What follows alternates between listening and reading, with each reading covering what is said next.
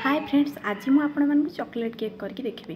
प्रथमे मु किछि मैदा नहीं गली से कोको पाउडर मिसई देली, तापर से किछि बेकिंग पाउडर आउ किछि बेकिंग सोडा मिसई देली, तापर किछि चीनी मिसई देली, तापर ताको भल भाबरे फेंटी देली।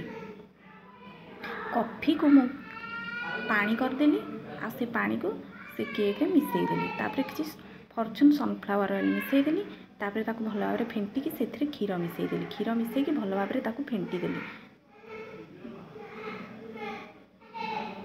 एटा बेसी पानिया हबनी कि बेसी बहलिया भी हबनी।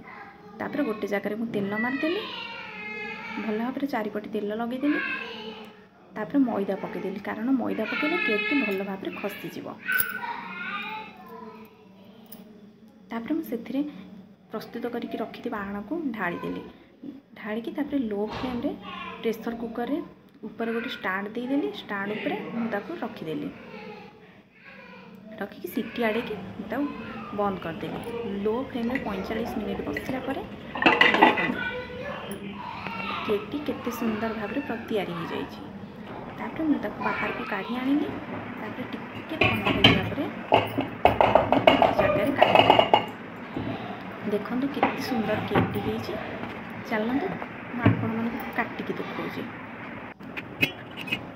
देखो केक टी केते स्पंजी होइछि। चैनल टी भल लगे निश्चय लाइक कमेंट और शेयर करेंगे।